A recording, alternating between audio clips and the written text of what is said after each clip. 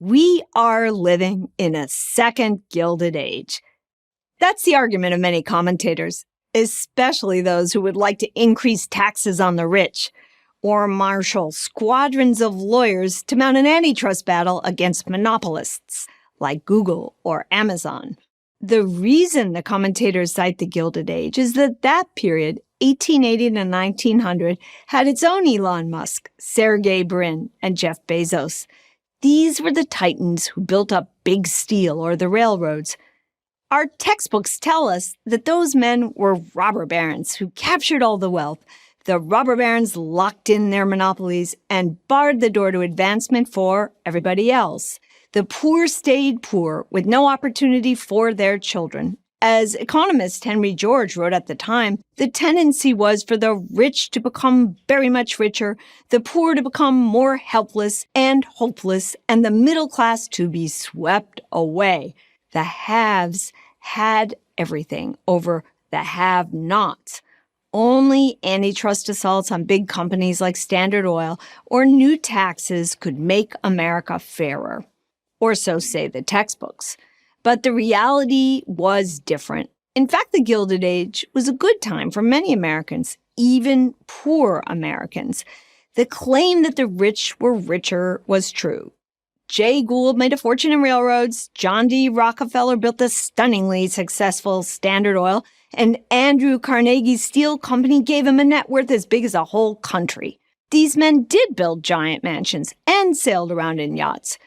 That the poor were poorer is also accurate, but that poverty was not permanent for most. The years 1880 to 1900 were bumpy ones, but many poor Americans saw life improve. Food prices, for example, dropped sharply. Meanwhile, wages rose, and dramatically. Real wages for workers in factories climbed by 45%. In these hopeful years, illiteracy dropped by more than a third. Fewer babies died.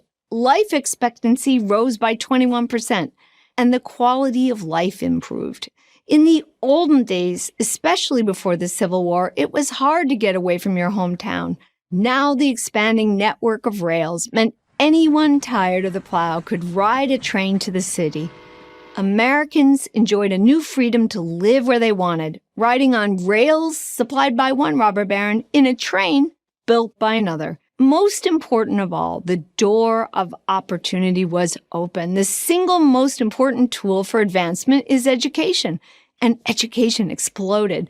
High schools were the engines of education. In the 4 decades after 1870, the number of high schools in America climbed to 10,000 from 500.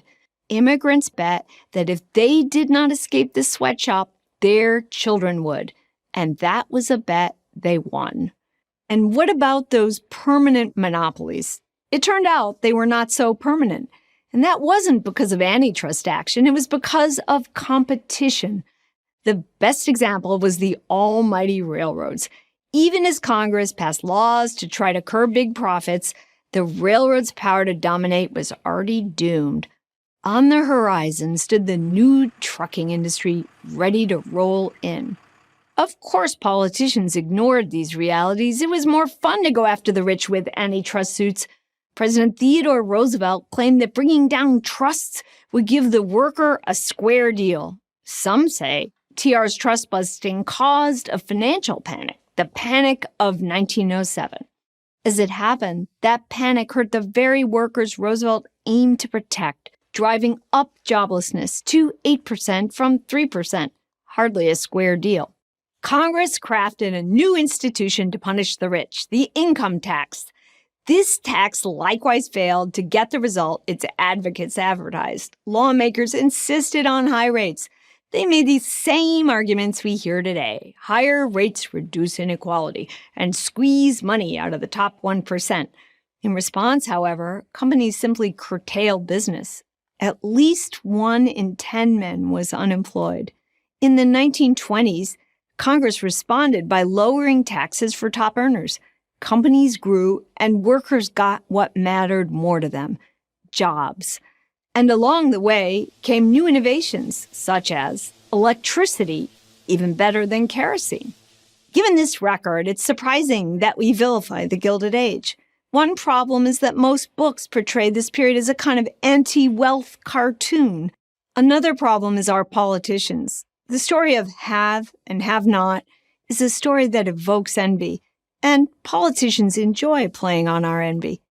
That doesn't mean we have to be played.